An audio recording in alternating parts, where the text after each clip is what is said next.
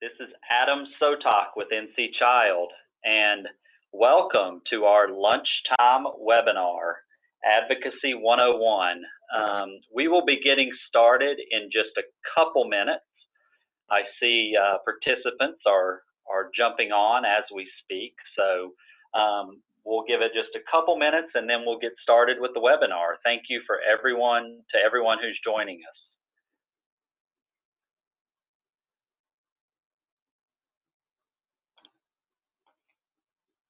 Welcome. Again, this is Adam Sotak with NC Child. Thanks to everyone who is logging on to this lunchtime advocacy webinar.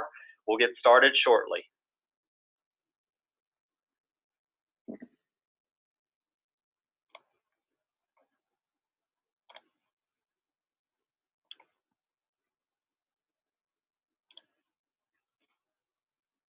Welcome to our Advocacy 101 webinar. We'll be getting started in just a minute. I want to give some other folks a chance to jump on. We'll get started soon.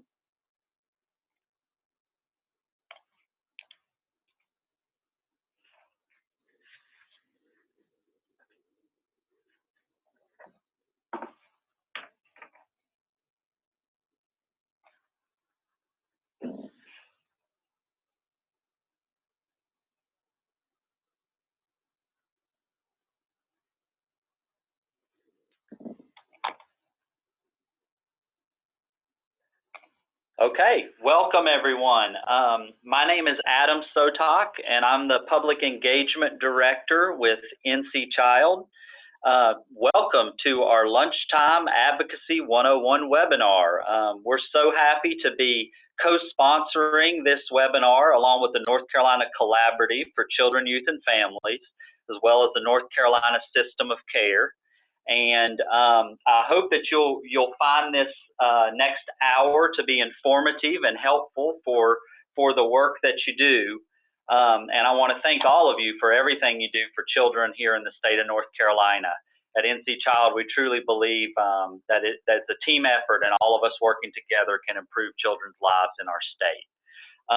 So what I'd like to do is go ahead and get moving forward with our webinar. And the first thing we're going to do is move forward to the next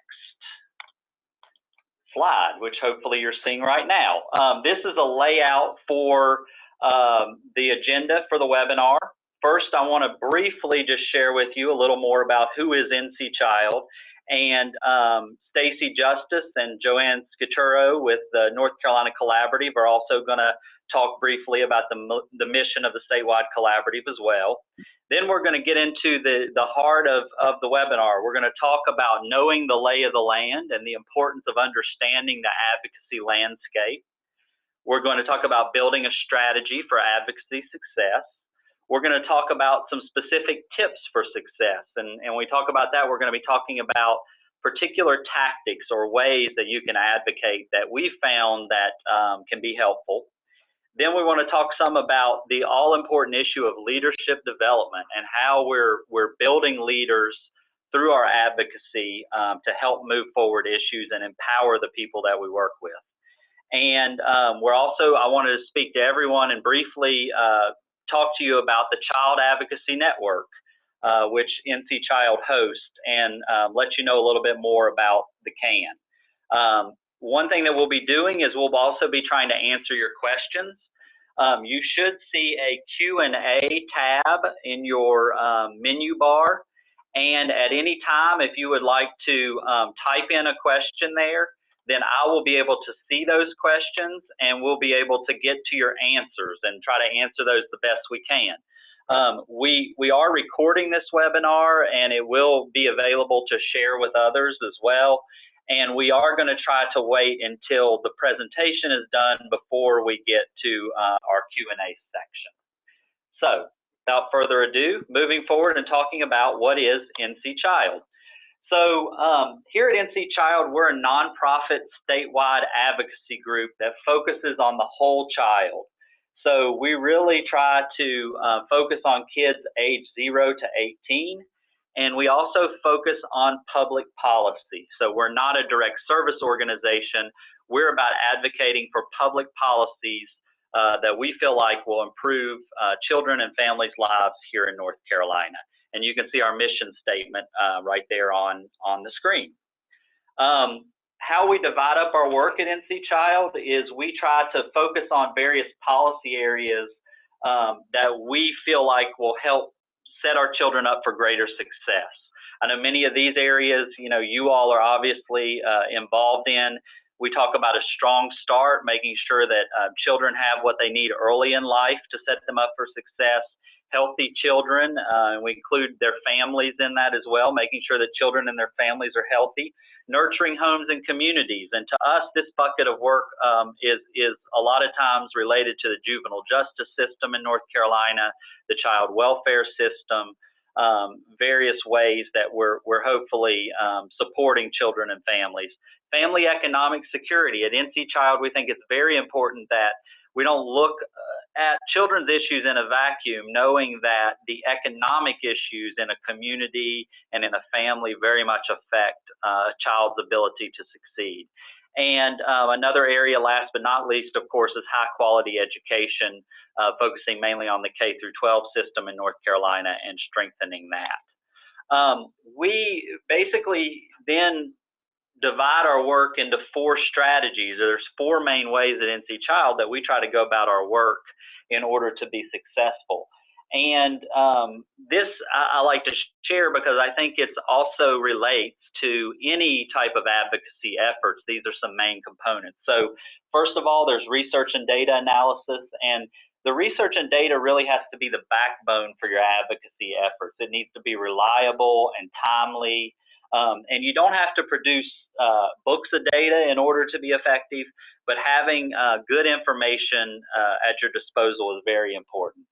Strategic communications, you have to be able to effectively get your message out to a broader audience, to key decision makers and others if you're going to be effective.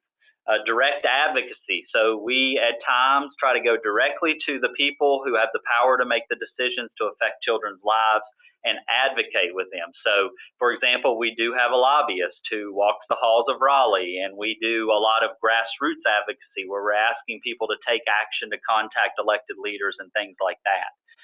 Last but not least, and what I'm mostly involved in with my work here, is the community engagement aspect of things, which is building relationships and coalitions with organizations across the state and advocates so that we can work together more effectively for change. Along the lines of talking a little bit more about the community engagement, I just wanted to lay out that, and we're going to talk a little bit more in a while about the Child Advocacy Network. We help facilitate that and welcome you all to be a part of that. But to us, community engagement is really about providing the tools for policy advocacy, providing some leadership on some issue-specific coalitions, and really just knowledge and information sharing in any way that we can. I will say, community engagement can be very time-consuming, but you don't have to mobilize the masses per se in order to be effective. But the right community voices at the right time goes a long way, and that's what I know, the North Carolina Collaborative and the system of care is all about, as well as bringing that child and family voice to the table. And ultimately, what we're looking to do is build leadership among community members and agency leaders on the issues that we're advocating for. The research and data analysis, just to briefly talk about that again, we house the Kids Count Data Center here at NC Child, which has a lot of well-being indicators. You can go in there and get information on your county, related to various issues related to children, and use that really as a tool at your disposal. And we're here to help provide technical assistance on any of those research and data needs. Now what I'd like to do is allow Stacy and Joanne to just briefly reiterate the mission of the North Carolina Collaborative. Thanks, Adam. We appreciate that. We appreciate partnering with you always. This is Joanne Scaturo. I'm the agency co-chair for the North Carolina Collaborative. And one of the things that you need to know is that our collaborative is the only one in the country that's a state collaborative. So we have a wonderful opportunity to partner with NC Child and other partners who believe in the family and youth voice, and that's what we're about. So our mission is that we, the North Carolina State Collaborative for Children, Youth, and Families, uses a system of care framework, and we provide a forum for collaboration, advocacy, and action among families, private and public child and family serving agencies, and community partners to improve outcomes for all children, youth, and families. So what we actually do is we ensure that the family and youth voice works with cross-system groups. So it's a very important mission, considering that the research says that family and youth involvement increases kids' outcomes. So that's an important thing to remember always. Absolutely. And as Joanne mentioned, we very much also enjoy the partnership that we have with the collaborative. I've spoken to some local collaborative groups across the state. Most recently, something that we all worked together really hard on was the Raise the Age legislation here in North Carolina, which I think is actually a really great case example of advocacy in action. Stacey, you have anything to add to that? No, Joanne pretty much covered it all. All right. So moving on, now we're going to move towards lay of the land. But before we get there, I wanted to just, take us back and look at the big picture again and talk about, well, what is advocacy? And, I've put a definition up there. It's not original. It's something I found online, but I thought it kind of encapsulated really what we think, how we think about advocacy at NC Child. And I guess I would say, if you get nothing else out of this presentation today, I hope you take away this, that individual advocates are greatly needed. And true advocates also work to empower others to advocate for themselves. So, you all are, and we're all in positions of influence, whether we think of it that way or not. But we're in positions of influence, and when we're able to use that position and those resources that are at our disposal towards the greater good and to helping with advocacy in ways that are allowable and make sense, then we're truly doing a service to the children and families that we work with. Now, as we get into thinking really about the lay of the land and understanding, advocates need to have a solid understanding of the lay of the land related to the issues that they care about. This is half the battle when it comes to being an effective advocate, and it'll lead you down the right path. So, in other words, this is about understanding the context that you're working in, the context of what your families and children that you're working with, what they're dealing with in their day-to-day lives, what the political landscape is, what the socioeconomic landscape is. Understanding all of those issues and being in tune with that is going to help each of us be a stronger advocate. Here at NC Child, we focus a lot on state-level policy change, and because we do, I like to often share some of the basics around what's going on with our state government, because so often it's state legislators who have the power to give us what we want when it comes to advocacy and changing policy. So, it's important to understand what's the lay of the land. The North Carolina General Assembly, and just knowing some of the basics there. One, we have 120 members in the House of Representatives. So, these are folks, they represent all of us from Manteo to Murphy across the state of North Carolina. The leader in the House is called the Speaker of the House. In North Carolina, that gentleman is Representative Tim Moore, who is from Kings Mountain, down on the Gaston-Cleveland County line. And Speaker Moore is very powerful. He has a lot of control and influence over the legislative process. There's 50 members in the North Carolina Senate. You know, again, representing all of us from Manteo to Murphy. So everyone in North Carolina, you have a North Carolina House representative, you have a North Carolina senator. You also, of course, have a U.S. congressional member and 2 U.S. senators. So all of those folks, along with local judges and elected leaders and others, represent you and represent all of us. In the Senate, it's led by the President pro tem. So technically, the Senate is actually led by the Lieutenant Governor, which in North Carolina is Dan Forrest. But the Lieutenant Governor only votes in situations where they're breaking a tie, for example, in the Senate. Otherwise, it's more of a kind of figurehead type leadership role. Who really on the day-to-day is leading the Senate is the President pro tem. And in North Carolina, that gentleman is Senator Phil Berger, who is from Rockingham County on the Virginia border. And so it's just important to know some of that lay of the land. All terms for our state legislators last 2 years. So all 170 of these folks are up for election every 2 years in even numbered years. So this November, all 170 of these seats will be on the ballot. When we talk about the process of the legislature, I think there's a few things to keep in mind. Well, the other thing I wanted to mention too, as far as the party breakdown, going back to that last slide, in the House you have 75 Republicans and 45 Democrats, and in the Senate you have 35 Republicans and 15 Democrats. So that just gives you an idea of the political breakdown. Now, when you get into the process of the legislature, basically we have a 2-year budget cycle in North Carolina. So when they come back for the long session, which starts in late January in the odd numbered year, so in late January 2019, all of these newly elected legislators or incumbents that got reelected will come back to Raleigh, and they'll start the process of hammering out a 2-year budget for the state of North Carolina.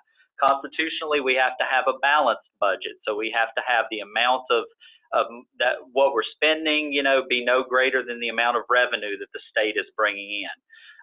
And so that process is where so many of the decisions, obviously, that are important to the policies that we care about, those funding decisions are made. In every even numbered years, our legislators come back for a short session, which traditionally, so for example, this year, they were in a short session from May until, you know, I think July 4th or so. And that's where they traditionally just tweak the budget and don't take up too many quote unquote controversial issues. But one thing I'll mention to folks is that essentially the rules can be modified in various ways. And if the legislature really wants to move something at any given point during the process, they can really do that. Another thing I just like to point out to folks that I don't think a lot of people understand, we have a part-time legislature in the state of North Carolina.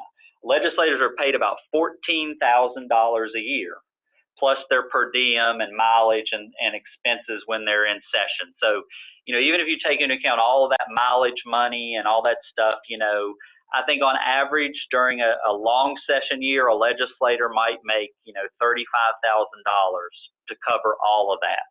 So, you know, you're not getting rich off of a legislator's salary. We're actually the largest state in the U.S. with only a part-time legislature. So a lot of people say, well, you know, these days there's a lot of issues. North Carolina's got 10 million people. Should we really be a part-time legislature or not? But that's where we're at right now.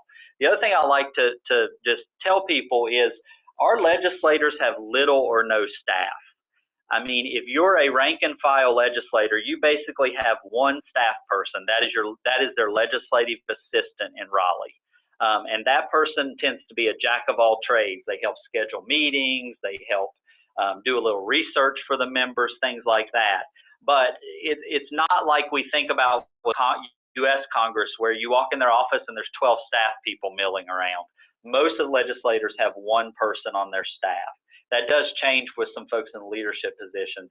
The other thing is they don't have district offices that are paid for by the state of North Carolina. I kind of wish that was different. You know, I wish that they did have an in-district office in, you know, Burke County or wherever the case may be, because I feel like in those situations they could maybe be a little more accessible. But that's the lay of the land.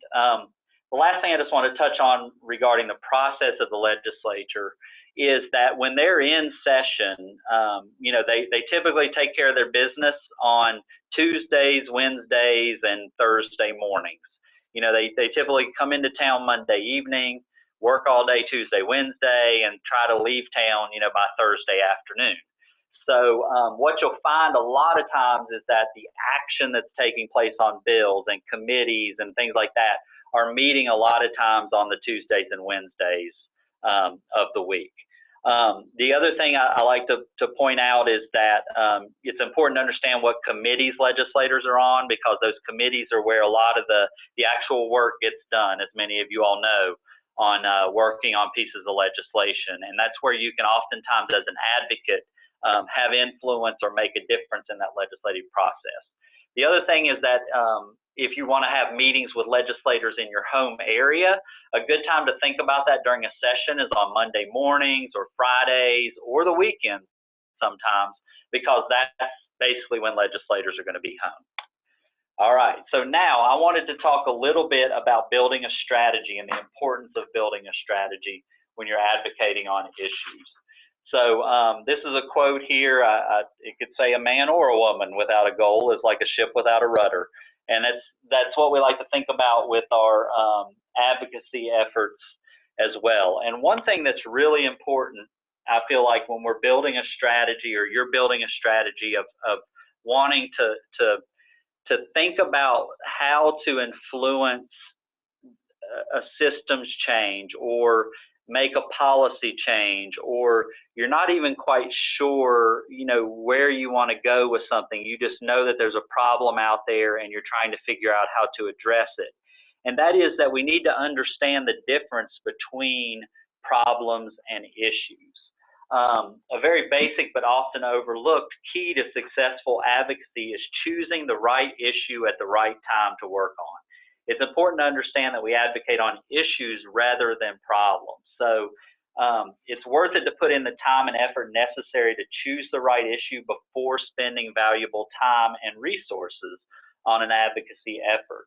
Issue campaigns can work within the larger context or frame for a social problem. So, for example, if the problem is poor parental health, then an issue you may advocate for would be Medicaid expansion or closing the health insurance coverage gap in North Carolina.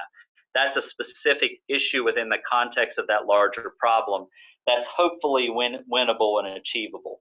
And, you know, I've been a part of some advocacy efforts, and I've seen advocacy efforts that fail because they're not focusing on a key and winnable issue at the time. And what ends up happening is, if you're advocating around a problem and you're not focused on the issue, a lot of times it can be very frustrating. I mean, advocacy can be frustrating anyways. And if folks feel like, you know, hey, we're not making any headway here, we're not seeing any results, it's hard to keep that energy and that focus around your advocacy efforts. So that's just something that I like to talk about when putting this into context. Now, the next thing I wanted to go through and to share with all of you all is essentially a framework that was created by this group called the Midwest Academy. They've been around for about 50 years. They're based out of Chicago. I've used this model for the past 20 years on advocacy efforts I've worked on. And I like it because it's a framework that, you know, you don't have to follow, you know, every single specific step that's in the framework, but it's a good guide to think about an advocacy plan. And it's a process that's pretty easily explained to others you're working with. So, for example, if you're trying to get a group together, you're really trying to focus on an issue locally, you might be able to use this framework to really, you know, work on a strategy and build buy-in for your issue amongst people that care about it. So there's 5 main pieces to this, and I'm just going to go quickly through each one of them, okay? The first one is you need to think about your goals. And so you need to have agreement on, you know, what are the goals of this advocacy effort that we want to see put forth. And you can think about that in like the long-term, intermediate, and short-term. And it's really important to have some smaller short-term goals that you feel like are winnable, because that, again, you know, builds momentum moving forward to build towards your longer term goals. Another factor that you really want to think strategically about and take some time to look at are what resources do we have at our disposal to help us as we advocate on a particular issue we care about, whether that's trying to raise the age in North Carolina, trying to change an administrative policy within DHHS, trying to change health policy, to change how we are administering CHIP for children, for example, anything like that. You want to think, or even something on a local level, what resources do we have at our disposal? And that's not only money and staff time, but volunteers. What skills do those volunteers have? What are some other in-kind contributions that people might be willing to make towards the effort? Just all of those things that can help you out. The next element that's really key to think about is allies, opponents, and constituents. So you want to think about, okay, who's with us on this? If we're trying to advocate for raise the age, it's like, who's with us no matter what? We know that, we're going to have supporters, juvenile justice advocates that are there with us 100%. But you also want to think about who are maybe our unlikely allies, people that we're not as used to working with, but who will be supportive. You want to think about who are your opponents, who are going to be the groups of people or the individuals who might oppose what you're trying to do, and why would they be opposing it. And last but not least, you certainly want to take into account who are the constituents, and that is who's going to be directly affected, who has the most to gain, and how are we going to engage them in the advocacy process. The fourth element of the strategy chart, which is also very important, is thinking about your targets. And targets are basically who has the power to give you what you want. So a target, I know that that's always a person. It's not the board of directors. It would be the individuals who are on that board of directors, or it's not the legislature. It's what particular legislators are key in moving an issue forward. Again, this helps you think strategically about how you want to advocate. And your primary targets are those that really have the decision power, and then secondary targets are who are those folks that we know or we want to get to know who can really influence our primary targets. Sometimes I found that to be someone's, a legislator's third grade teacher who's still in the community and really cares about an issue, and lo and behold, they go and talk to that legislator, and they listen to them because that she was their third grade teacher. And you can have some of those type secondary influencers that can really help move a campaign and an issue forward. Last but not least are the tactics. And so you want to be thinking about what are the specific things that we want to do in order to try to effectively advocate for our issue. You want to be thinking about the right tactic for the right time, and what do we have the ability to do. So you want to think about what are people comfortable with, what do we have the capacity to do tactic-wise, and what's going to really have the highest impact with what we're trying to do. And related to high impact, what we actually have a levels of engagement scale, an advocacy scale that we've created that we like to think about, and I'll share this with everyone after the webinar. And what we try to do is think about, okay, what carries the most weight? What's time and effort versus the impact we're going to have?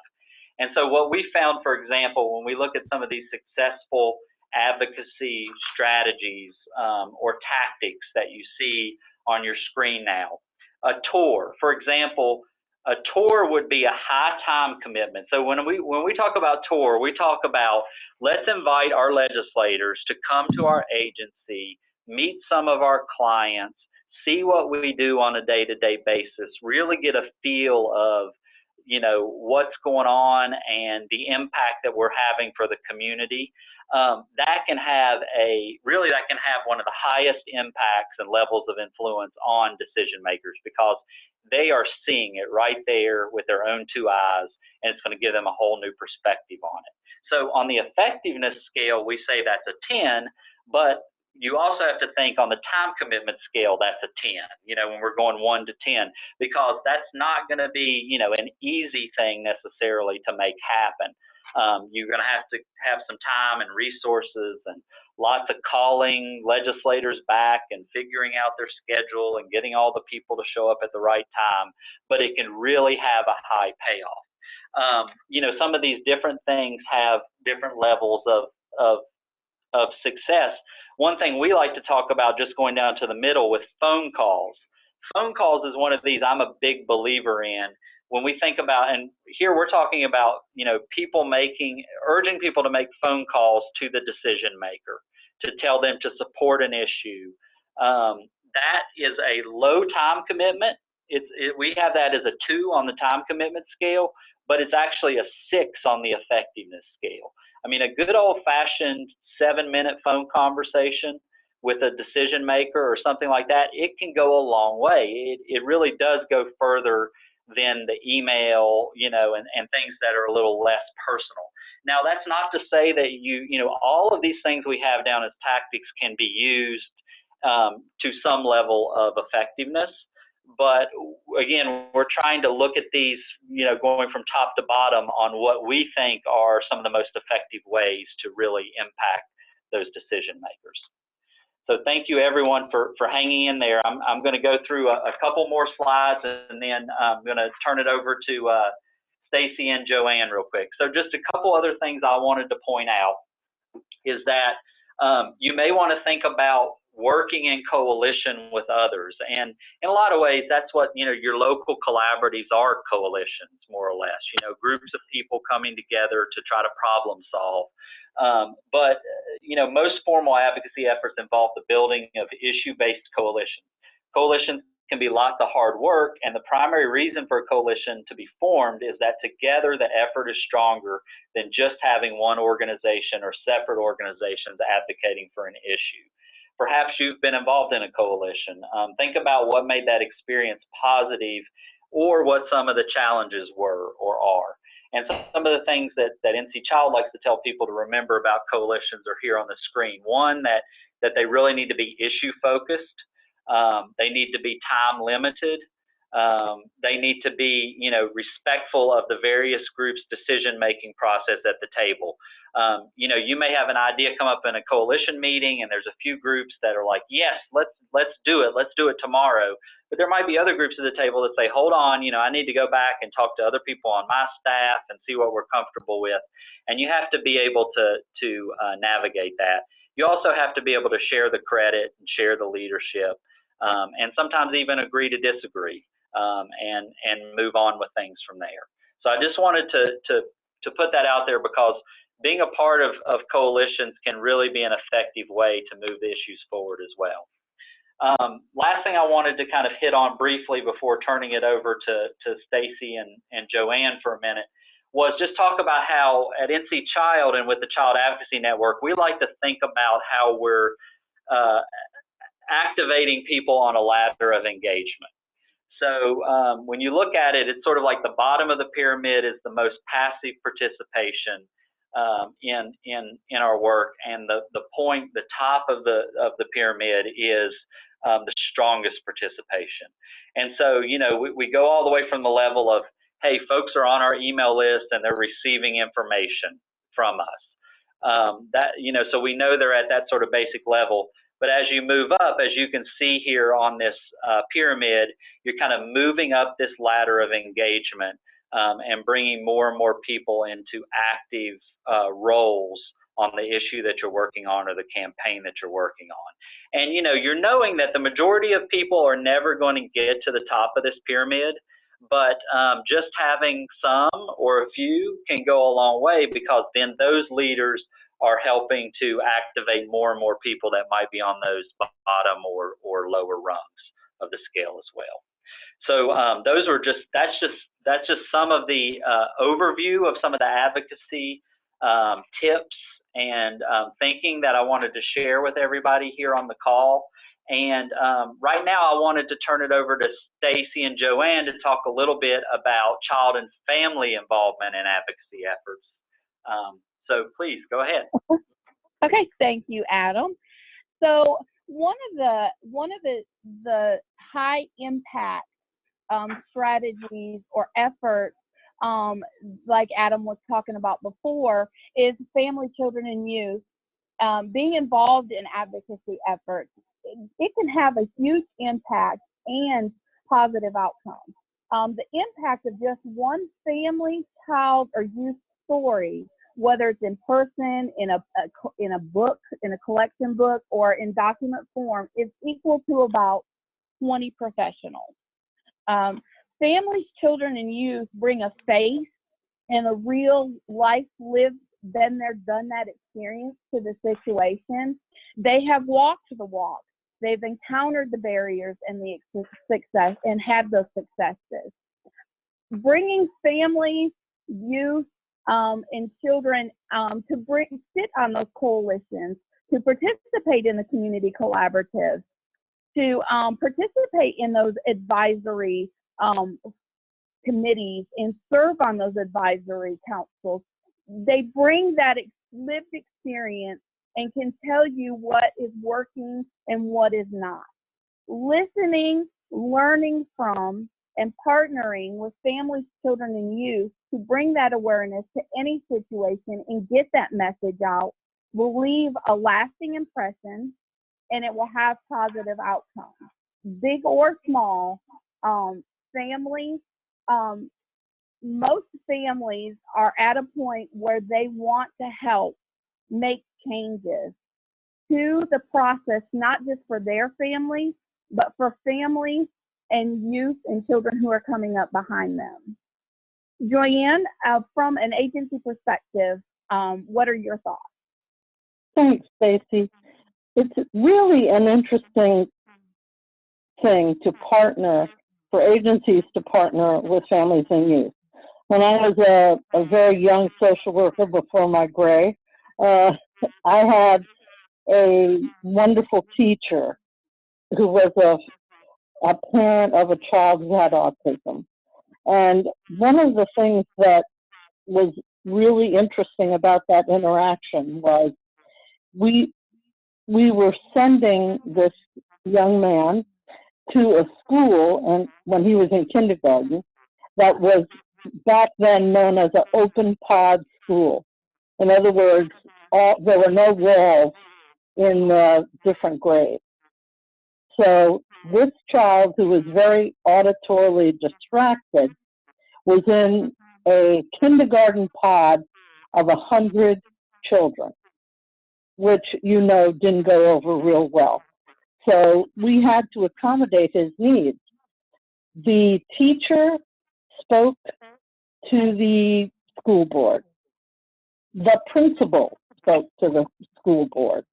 I spoke to the school board. And we were all partnering to be advocates with the mother of this child. The three of us didn't get anywhere with what was going on. But when his mother spoke, they were able to get a wall up in that classroom to help that child. So it was a really early experience for me that kind of set my tone about the importance of partnering with families to advocate for the child. There's many times agency people are not going to be heard. There's many times the parent is not going to be heard. So you have to strategize together who's going to talk to who and how you're going to do it. So part of what I think is really effective advocacy is when you partner as a team and you know when someone should speak and when someone should just take a back seat. So we do a lot of behind the scenes information sharing. That's very important. Information sharing between the family and the agency person, how to approach people that they're trying to influence, who's going to get up in front of the school board, who's going to write a letter, who's going to back the other person. There's a lot of wonderful ways to do that.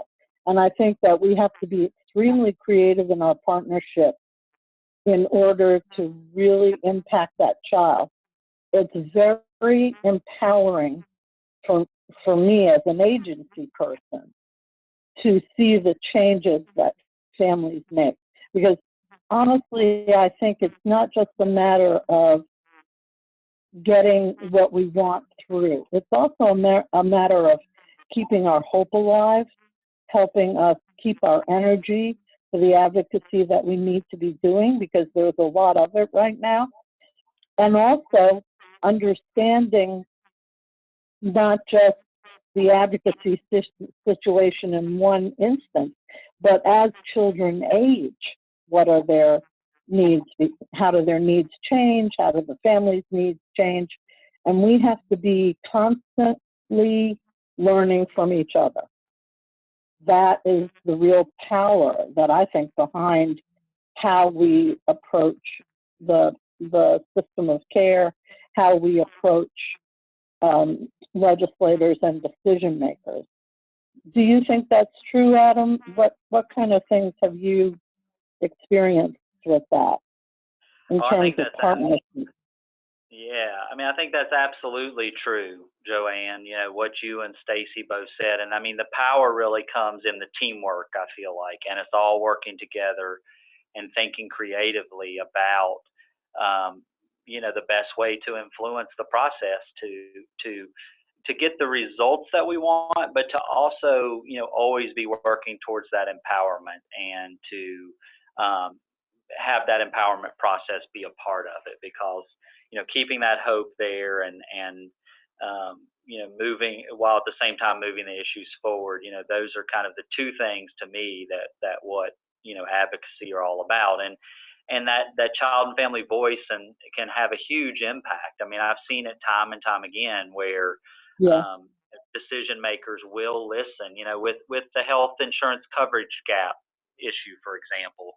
You know, we'll take real stories of someone, you know, they work in, you know, they work, they have a child, you know, they're doing their best to make ends meet, and they don't have health insurance coverage. And when the legislators hear their story directly, you know, and know what they're talking about when they talk about where they work and the community they live in, it just has a much greater impact than even the quote unquote advocates sometimes, who can go in with a lot of facts and figures, because it's just making it much more real.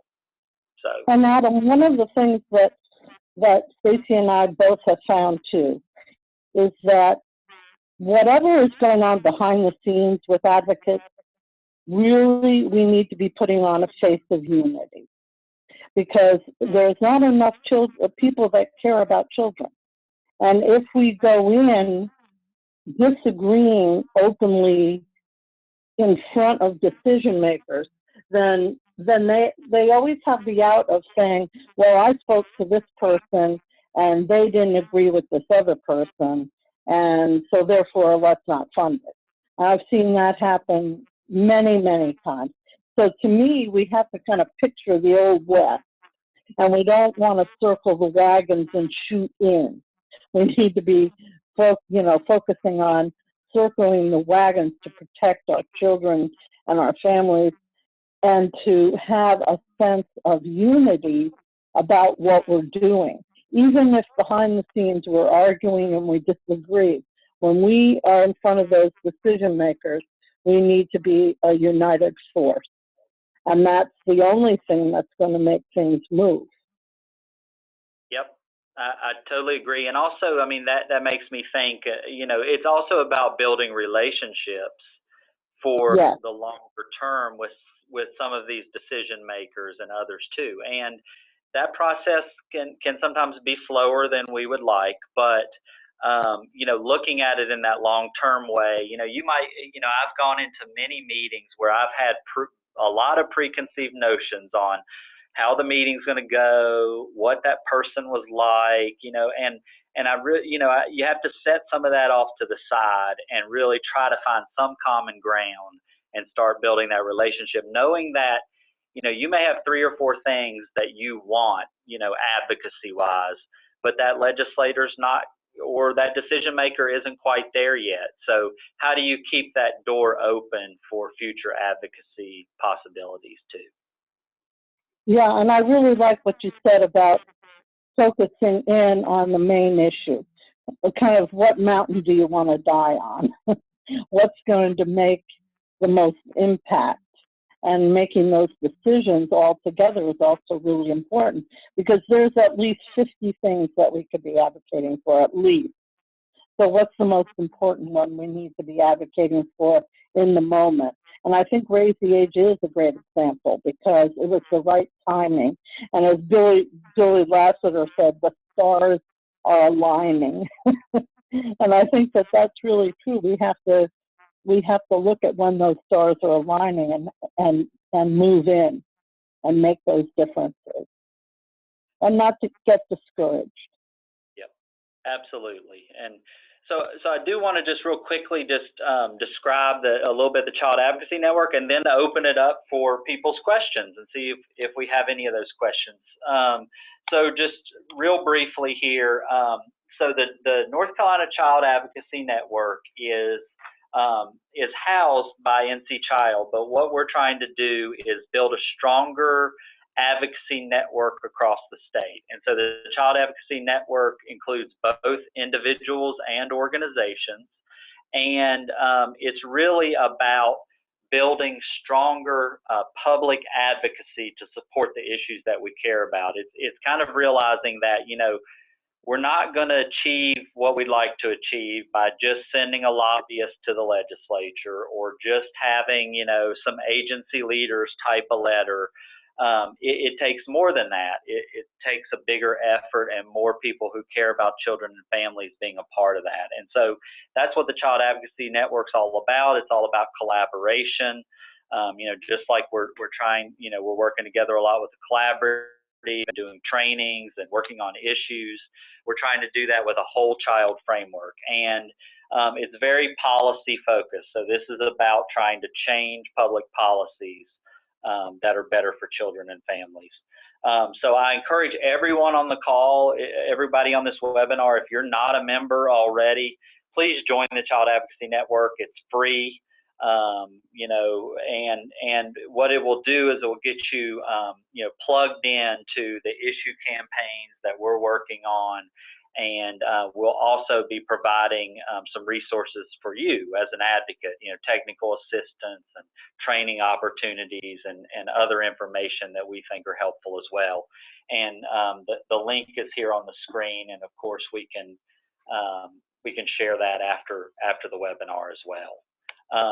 So now we are at the Q&A section here. I wonder if you do have a question, look at that menu bar, and if you click on the Q&A button, that will bring a box up that you can type in and send a question to me, and I can read it here and we can try to answer. So I'm going to give it just a minute to see if we get any questions here.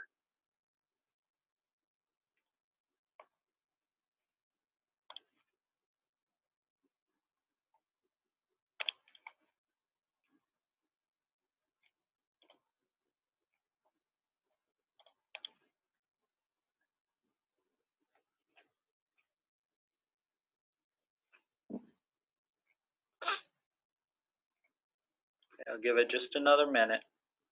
I'm not seeing any right now, and I hope, and I apologize if that's due to some technical glitch, but I think I'm just not seeing any questions. Let's see, one in the chat. All righty.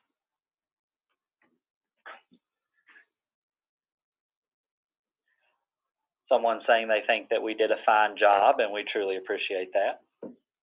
Thank you. Thank you. We'll take that.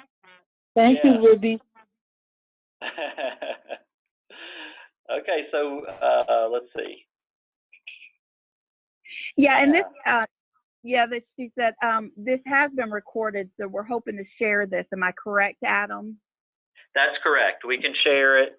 And Stacy and Joanne, I know you all wanted to maybe put out this idea of other webinars. You want to talk about that for a second? Yes, yes. We'd Yeah, like to yeah. continue, Go we ahead. would really like to continue this series, and we'd like to know what kind of topic areas all of you would be interested in terms of the collaborating with NC Child. What kind of topics would you like to see happen? And I think that Adam is going to send that out in a survey, so you're receiving that after the webinar, along with the information that he said he was going to send out. So if you'll provide us with that information, we will definitely make sure that we're addressing all areas. And I see a couple of questions now, Adam. Carrie Grant has one in the question thing, Yeah. and then there's one in the chat box. Yes, and so getting to the questions about how many components of our network do we have around the state, and if I'm reading that correctly, I'm thinking, you know, like local chapters or hubs. We have a couple hubs of the Child Advocacy Network that have been launched at this point. One is in Wayne County, in that area, where we're working locally there with a group of folks to build the network, and then another one is out in Buncombe County in the western North Carolina region. So there's an agency, Children First Communities and Schools of Buncombe, which is a hub agency in western NC, and then Wages, which is our hub agency down in Goldsboro. And they are working on, you know, outreach to other organizations and advocates in those regions. In western North Carolina, for example, we're building out in Henderson County, McDowell, a little bit in Haywood and Jackson. So trying to make, you know, create more of a regional network. So that's where we're at. And in 2019, our hope and our plan is to have a couple more hubs, you know, where again, we're kind of contracting with local agencies and trying to build out on a local level even more. And let's see, we can surely I will send the link again for folks if you want to register for the Child Advocacy Network. We'll send that in the follow-up email that we send.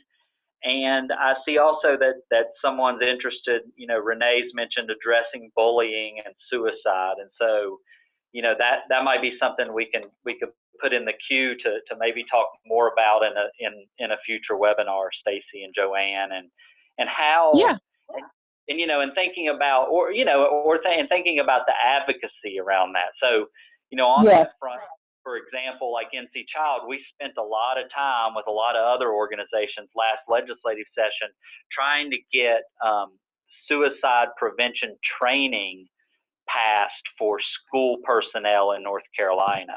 Yes, trying to move that forward, you know, and then of course there's this idea of more mental health professionals in the schools and all this stuff, which, as you all know, have policy angles. And I also think that it would be very interesting for us to work together on just where are those policy issues presently, and where do we want to see them go to? Because there's a lot going on with the schools right now, with school-based mental health as well. And that is something that we really want to stay abreast of. Absolutely. And I mean, and we're with you all 100% on this bullying issue and, you know, teen suicide issue, child suicide issues. I mean, it's horrible, and you know, ways we can think about working together. We're certainly open to. We got another question here. Basically, you know, would it be possible for us to do this presentation for a local community or collaborative? And yeah, I think the answer is yes. We could look at that. Yeah, definitely. You know, I think the other thing that I would put out there, and I don't, you know, is at some point, you know, maybe a person or two could get trained and do this themselves too. I mean, yes, sir. Yes, sir. Share this information. In fact, Adam, I think that it would be really good.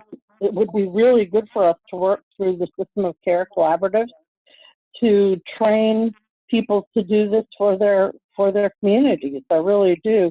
I think we could work in partnership on that really easily. Yep.